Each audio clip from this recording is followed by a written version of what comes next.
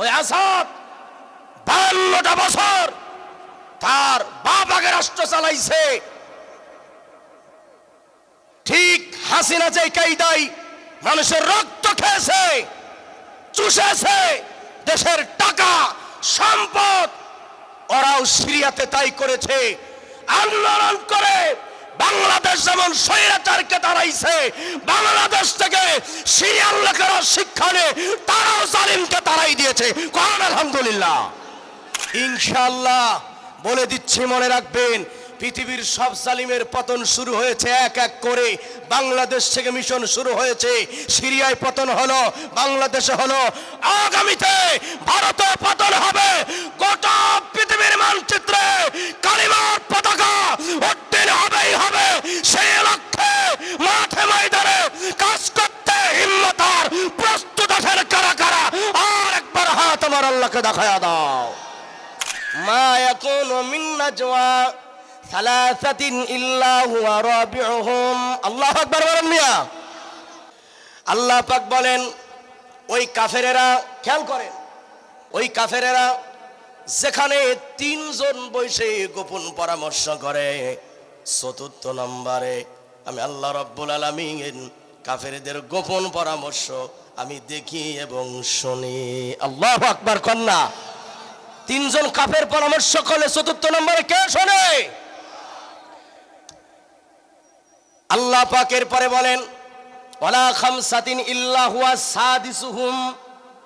ওরা যেখানে পাঁচজন বসে, 6 নম্বরে কে দেখে? কে দেখে? কে শোনে? এর চাইতে কমও যদি হয়, বেশিও যদি হয়, আল্লাহ সব দেখেন এবং শোনেন। এবার 12 জন বর্ষমান নবীর ব্যাপারে, নবীরে কি করা যায়? প্রথম প্রস্তাব আসলো মুহাম্মাদের ব্যাপারে। একজন দাঁড়িয়ে বলে, আমার বক্তব্য হলো, মুহাম্মদ যেহেতু বাপ দাদার ধর্মে চুনকালি লাগায়া এক আল্লাহর গোলামের কথা বলে, তাই মুহাম্মদকে দেশে রাখা যাবে না, মুহাম্মদকে দেশ থেকে বের করে দাও। যেমনে বলেছিল মনে হয়েছিল দেশটা তার বাবা, ঠিক না? এই 1500 বছর আগে বলেছিল দেশের থেকে বের করে দাও। আবু জাহেলের এক ছেলে কথা বলেছিল, 1500 বছর পরে বাংলাদেশেও আবু জাহেলের নাতিপুতিরা বলে, কোরআনের কথা যারা বলে তারা পাকিস্তানে চলে যাও, বলে না? আমাদের বলে পাকিস্তানে চলে যাও, আমরা দেশের মাল দেশে আছি। আমাদের যারা বলতো পাকিস্তানে যাও, তারা কেউ আছে লন্ডনে, কেউ আছে ইটালিতে, আবার কেউ আছে ভারতে স্বামীর কোলে। এই কথা কন না কামিয়া। কোথায় সৈরাসার, কোথায় কাদের কাকা? আপনারা কাদের কাকারে চেনেন? সবাই কাদের কাকারে চেনেন? খালি কাউ কাউ কাউ কাউ করতো, ঠিক কিনা বলেন? কোথায় সৈরাসার, কোথায় কাদের কাকা, কোথায় গেল ওই জালিমের তেড়া তেড়া কথা? কি চাচা মাথা জাকান কা, মুখ দেখান, ঠিক কিনা?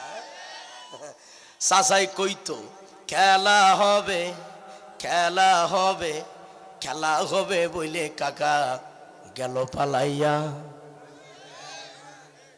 আল্লাহ তোমার দরবারেতে হাজার শুকরিয়া, সৈরাচার পালাইছে দুপুরে খাবার না খাইয়া।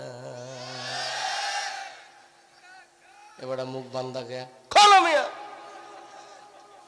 কথা বাইরে সৈরাচার পালাইছে হে বাংলা ছাড়িয়া, ঠিক কিনা জোরে বলেন? ঠিক যদি ভিতরের না বের হয়, তাইলে মনে রাখবা, ইয়াউমা নাদউ কুল্লা উনাসিম বিইমামিহিম। কথাকার, এই আমরা কথা বল, কথাকার। কিয়ামতের ময়দানে প্রতিটা দলকে ডাকা হবে তার নেতার সাথে। তোমার নেতা যাবে যেদিক, তুমি নেতার পিছনে পিছনে যাবা সেদিক, ঠিক কিনা? তাই বলি, সৈরাচার পালাই গেছে, শুকরিয়া আদায় করলাম। তবে এটাও মনে রাখতে হবে, সময় যখন হবে সৈরাচারকে ধরে নে বাংলার কাঠগড়ায় দাঁড় করাতে হবে, প্রতিটা হত্যার বিচার করা লাগবে। জোরে বলেন ঠিক কিনা? ঠিক কিনা ভাইয়ের আমার? বিচার চান না আপনারা? সময় হলে হবে ইনশাআল্লাহ। এবার আমার দিকে তাকান ভাইয়েরা, দেশের মালিক উত্তর দেন। এই মাটির মালিক জনগণ না আল্লাহ? জোরে কন, কে কে সাক্ষী দেন? কে? দেশের মালিক আল্লাহ, মাটির মালিকও আল্লাহ। কিন্তু কাফের বলে মুহাম্মদকে জমিন থেকে বের করে দাও। এই কথা বলার সঙ্গে সঙ্গে মুরব্বী শয়তান যেগুলা ছিল তারা বলে না, মুহাম্মদকে দেশের থেকে বের করা যাবে না। কয় কেন বের করা যাবে না? কয় যদি বের করি লাভের চাইতে ক্ষতি বেশি হবে। কয় কিভাবে? কয় শোনো, মুহাম্মাদের দিকে লক্ষ্য কি তোমরা করো নাই? মুহাম্মাদের সুন্দর একটা চেহারা আছে, সুবহানাল্লাহ কয় না? সাদের চেয়েও সুন্দর আমার নবী, মারহাবা কয় না মিয়া? তারি রূপে হার মেনেছে গ্রহ রবি, চাঁদের চেয়েও সুন্দর আমার নবী। নবী আমার কেমন সুন্দর একটু বলে যাই ভাই, মনে রাখবা। তোমার নবীর কথা শোনাচ্ছি, দিল দিয়া শোনো। আমি যদি তোমার গার্লফ্রেন্ডের বর্ণনা দেই, তুমি তো চাতক পাখির মতো শুনবা, কিন্তু তোমার গার্লফ্রেন্ডের কথা বললে শুনলে তোমার গুনাহ হবে।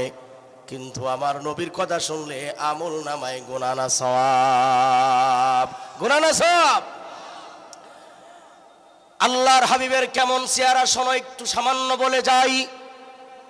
জ্যোৎস্না রাত, নবীজির প্রিয় সাহাবী আবু হুরায়রা নবীজির পাশে দাঁড়িয়ে আছে। আবু হুরায়রা একবার আকাশের দিকে তাকায়, আবার নবীর মুখের দিকে তাকায়। নবী বলে, আবু হুরায়রা এইভাবে করো কেন? কি হয়েছে তোমার? তুমি আকাশের দিক তাকাও কেন, আবার আমার দিক তাকাও কেন? আবু হুরায়রা কয়েকবার তাকানোর পরে বলো, গো নবী, আকাশের চাঁদের দিকে তাকায়া দেখি আর আপনার দিকে তাকায়া দেখি, আকাশের চাঁদ সুন্দর বেশি না আপনি নবী সুন্দর বেশি? নবীজি বলে, কে কে সুন্দর বলো না, কে সুন্দর বলো? আবু হুরায়রা বলে, আল্লাহে, আল্লাহর কসম করে বলি নবী গো, আকাশের চাঁদের দিকে তাকায়া লক্ষ্য করে দেখলাম চাঁদের ভিতরে কালো কালো দাগ দেখা যায়, চাঁদে যেন কলঙ্ক আছে। কিন্তু খোদার কসম করে বলি নবী রে, আপনার চেহারা চরিত্রের ভিতরে কোনো রকম কলঙ্ক নাই। ওয়া ইন্নাকা লাআলা খুলুকিন আযীম। নবীকে মহান চরিত্র দান করেছেন কে? কন্যা কে দিয়েছে? হ্যাঁ বন্ধুগণ আমার, এই সাক্ষ্য আবু হুরায়রা দিলেন। চাঁদের ভিতরে কলঙ্ক আছে, কিন্তু আপনার চেহারার ভিতরে কোনো কলঙ্ক নাই। হযরতে আবু বকর বলেন, আন-নাসরু ইলা ওয়াজহি। আবু বকর বলেন, এই পৃথিবীর ময়দানে আমার দুই চোখে আমি যা কিছু দেখি আর না দেখি, আমার দুই চোখে সবচাইতে প্রিয় হলো মুহাম্মাদুর রাসূলুল্লাহর চেহারা দেখা। আল্লাহু আকবার কন্যা মিয়া, নবীজির চেহারা দেখা আমার কাছে প্রিয়। কাফেরেরা বলে, মুহাম্মদকে যদি দেশের থেকে বের করে দেয়া হয়, তাহলে এই মুহাম্মদ পৃথিবীর যেখানে যাবে ওই দেশের মানুষ মুহাম্মাদের চেহারা দেখে দেখে আকৃষ্ট হয়ে কালিমা পড়ে মুসলমান হয়ে যাবে। শালা ভয়ও পায়, বিরোধিতা। এই কাফেররা এদেশের আলেমদেরকে মারাত্মক আকারে ভয় পায়, বিশেষ করে আলেমদের কণ্ঠকে। কতক্ষণ না কা আলেমদের কণ্ঠকে ভয় পাওয়ার কারণে 13টা বছর শ্রেষ্ঠ একটা কণ্ঠকে তারা কারাগারে বন্দী করে রাখলো, যাতে কোরআনের কথা বলতে না পারে। আমি জানতে চাই, সাইদি সাহেব জেলে থাকাকালীন আল্লাহর কোরআনের কথা জমিনে হয়েছে কি হয় নাই? কথা কন, হয়েছে কি হয় নাই? ওরা আমির হামজাকে গ্রেফতার করলো যাতে হক কথা না হয়। সিংহ পুরুষ মামুন হককে গ্রেফতার করলো, বিনিময় কি দাঁড়াইলো? জালিমদেরকে গ্রেফতার করলো, কারাগারে বন্দি করলো। আলিমদের সাথে বেয়াদবি করার কারণে এই দেশের জনগণ তাদেরকে দুপুরের খাবার খাওয়ারও টাইম দেয় নাই। তারা চোখ মুখ বুঝা এদেশ ছেড়ে পালাতে বাধ্য হয়েছে, ঠিক কিনা? এভাবেই পতন হবে। সিরিয়াতে আর এক শয়তানের পতন হয়েছে, কোন আলহামদুলিল্লাহ। ওই আসাদ 52টা বছর তার বাপ আগে রাষ্ট্র চালাইছে। ঠিক হাসিনা যে কায়দায় মানুষের রক্ত খেয়েছে, চুষেছে দেশের টাকা সম্পদ, ওরাও সিরিয়াতে তাই করেছে।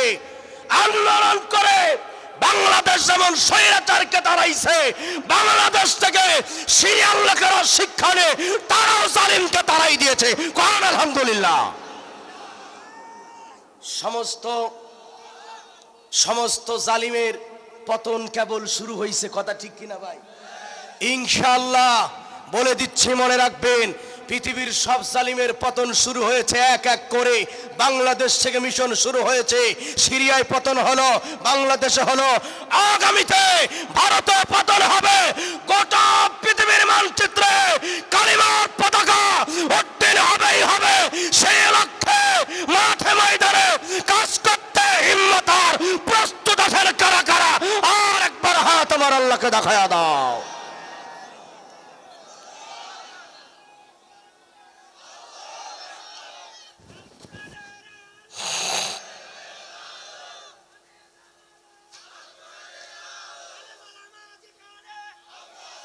মাশাআল্লাহ,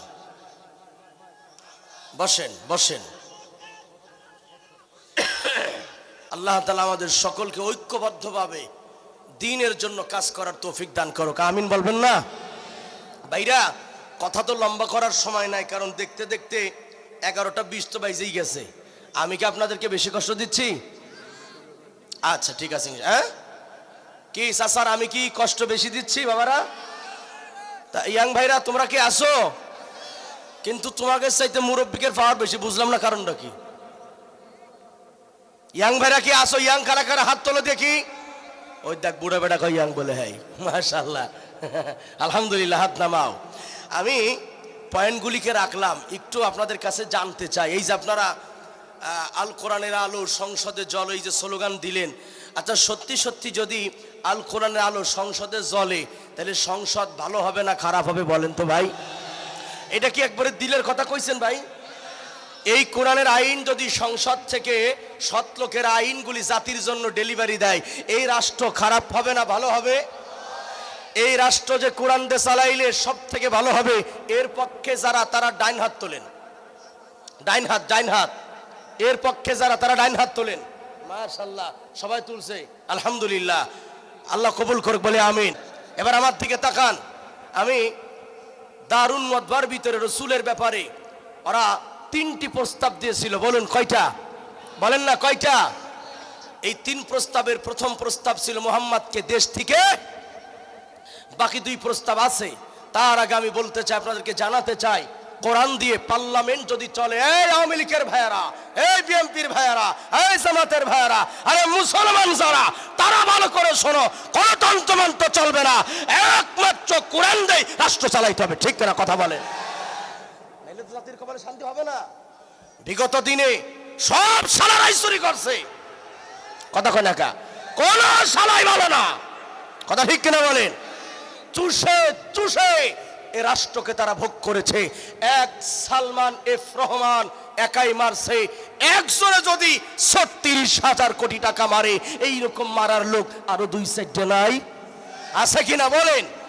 সুতরাং কোরআন যদি পার্লামেন্টে যায়, সৎ লোকের নেতৃত্ব হয়, বাংলাদেশের একটা পয়সা তার জায়গা থেকে নড়চড় হবে না, ঠিক কিনা বলো?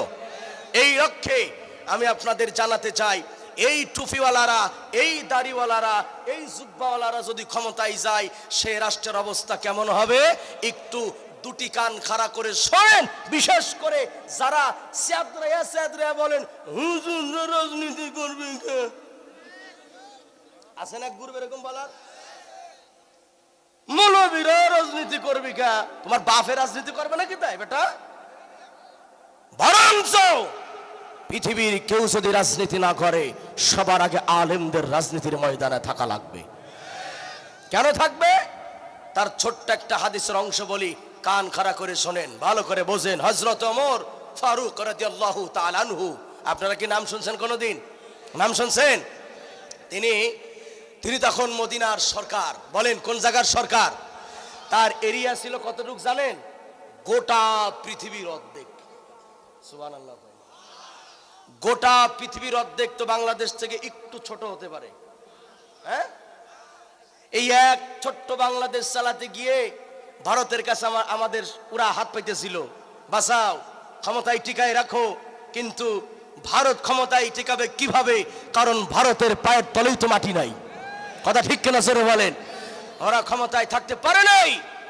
ছোট্ট বাংলাদেশ চালাইতে যাইয়া আরে কত কিছু দেখলাম আমরা।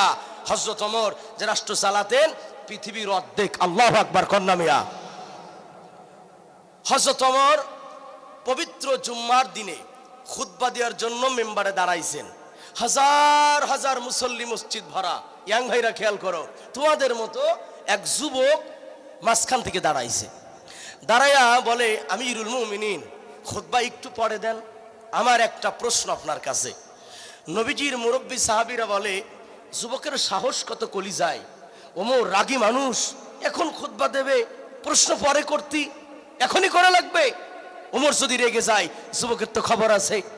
ওমর ফারুক মুস্কি হাসি দিয়ে বলে, কি প্রশ্ন তোমার, করো না প্রশ্ন। সুবহানাল্লাহ কন্যা।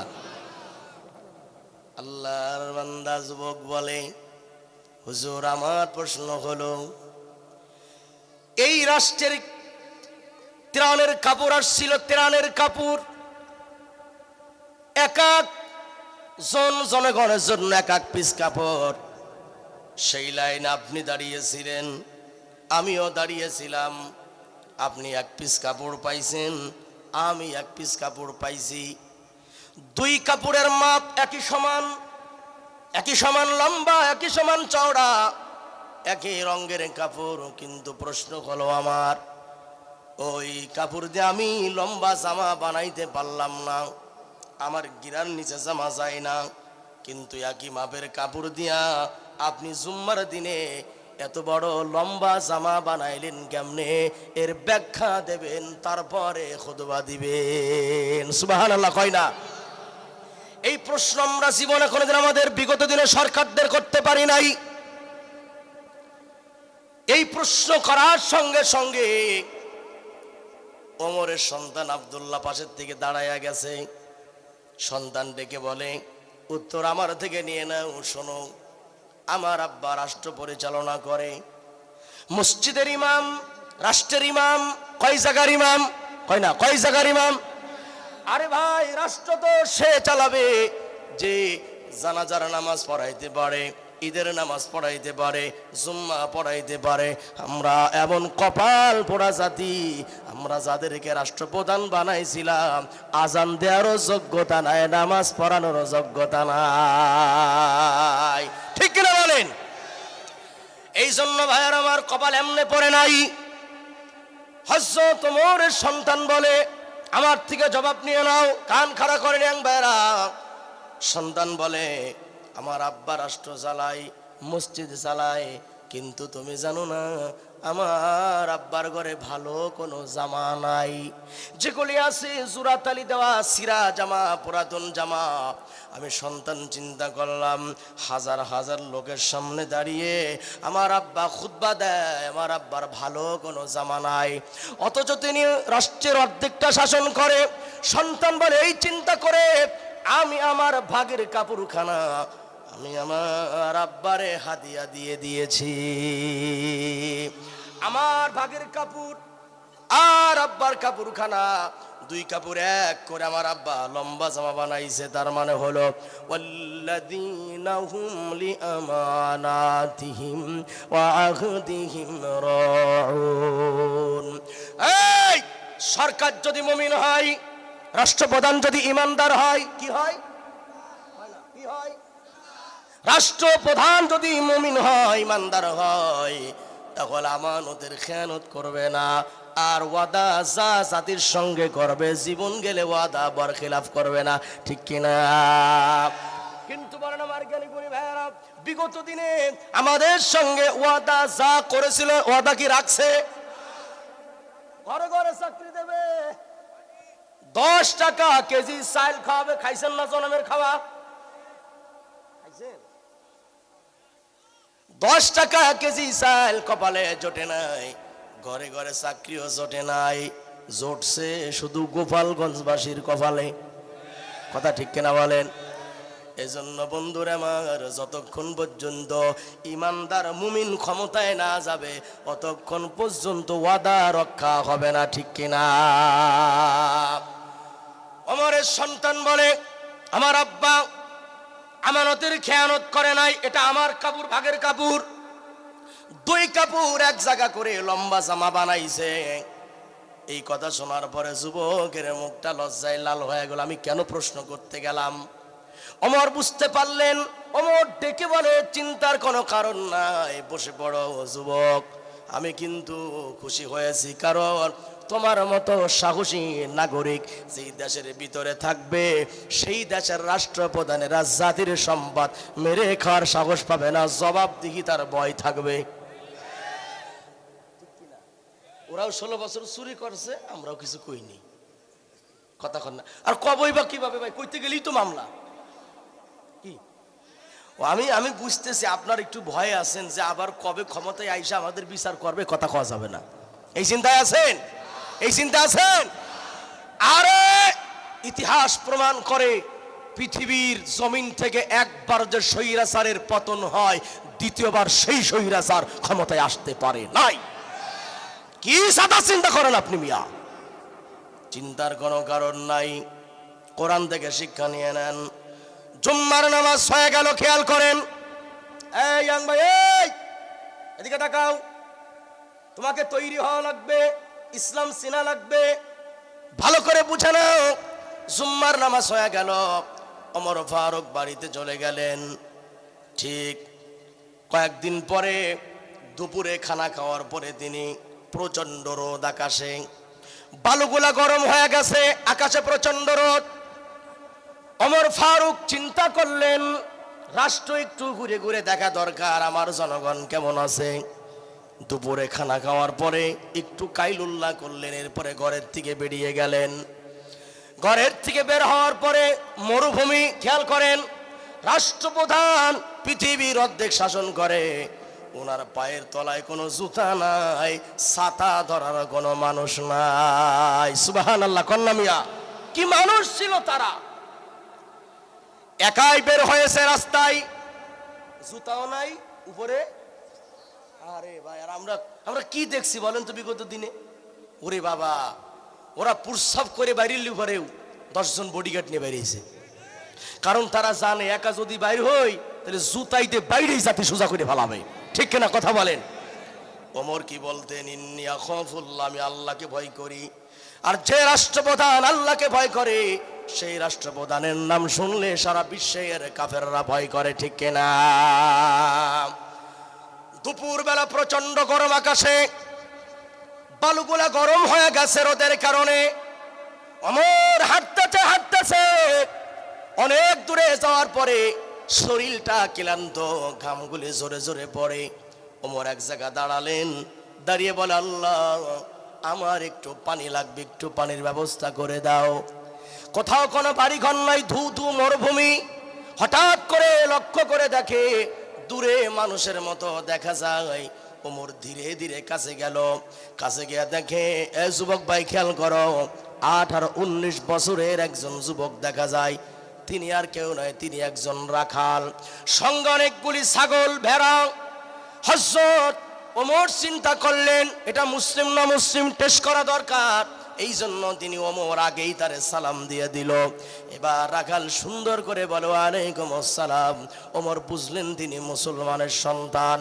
হযরত ওমর বলে, ওমরকে রাখাল চেনে না যে এই লোকটা এই রাষ্ট্রের প্রেসিডেন্ট। হযরত ওমর বলে আমি একজন পথিক মুসাফির। রাখাল বলে কি করতে পারি বলেন? কয় ভাই আমার এই রোদে ঘুরে ঘুরে আমার কণ্ঠনালী শুকায়া গেছে, একটু কি পানি হবে, একটু পানি দেওয়া যাবে কি? আমার কণ্ঠনালী শুকায় গেছে, মারাত্মক পিপাসা লাগছে। রাখাল বলে আপনি আমার ক্ষমা করে দেন, দুপুরে খানা খাইছি, খাবার পানি যা ছিল সব আমার ফুরিয়ে গেছে, থাকলে অবশ্যই দিতাম আমি। হযরত ওমর বলে ঠিক আছে, পানি যেহেতু তোমার কাছে নাই, চিন্তার কারণ নাই। ওমর বলে আমি দেখতে পাচ্ছি যে ছাগল তুমি চড়িয়ে বেড়াচ্ছ, ছাগলের বান বেবে দুধের ফোঁটাগুলো মরুভূমিতে পড়ে, যদি অনুমতি দাও একটু দুধ পান করে কণ্ঠটারে ভিজাইতা। অনুমতি কি আছে যুবক? যুবক ডেকে বলে আপনি আমারে মাফ করে দেন, আমি আপনার কোনো দুধ খাওয়াইতে পারবো না। কই কেন? কয় কারণ হলো আল্লাহু আকবার, কন্যা আল্লাহু আকবার। আদর্শ কাকে বলে? ডেকে বলে কারণ হলো এই যে ছাগলগুলি দেখেন, এর মালিক আমি রাখাল নয়, আমি তো সামান্য রাখাল। আমি আমার মালিকের অনুমতি ছাড়া আপনার এক ফোঁটা দুধ পান করাইতে পারবো না।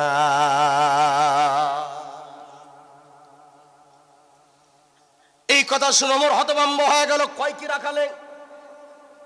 ওমর ডেকে বলে এই বেটা রাখাল, তুই যদি আমারে একটু দুধ পান করাস, তোর মালিক তো দেখতেছে না, তুই কোন জায়গায়, মালিক কোন জায়গায়? এই কথা বলার সঙ্গে সঙ্গে রাখালের মুখ চোখ লাল হয়ে গেছে রাগে। রাখাল এখন ডাকতে বলে দুধ খাওয়াবো, পরে আগে বলেন আপনি কয় নাম্বার মুসলমান? আল্লাহু আকবার বাড়ি যাওয়ার পরে কইেন থাক, আপনি কয় নাম্বার মুসলমান? ও যদি জাইন তো লোকটা উমরের কথা কইতো কইতো। ওমর রাগ করলেন না, ওমর হাসি দিয়ে কয় আলহামদুলিল্লাহ আমি এক নাম্বার মুসলমান। রাখাল কয় না, কথাবার্তায় তো তা মনে হয় না। ওমর কয় এমন কি কইলাম যে আমি 2 নম্বর হয়ে গেলাম? ইসলামী রাষ্ট্র কারে কয় জাতি তো বুঝে না এখনো। সারা জীবন সর্দার পিছনে স্লোগান দিয়েছে, আমার নেতা তোমার নেতা, নেতার চরিত্র ফুলের চাইতে পবিত্র। এই স্লোগান কে শিখাইলো তোরে? বন্ধুরা আমার, তাকান আমার দিকে। হযরত ওমর কাল আলহামদুলিল্লাহ আমি এক নাম্বার মুসলমান। রাখাল কয় মনে হয় না। কয় কেন?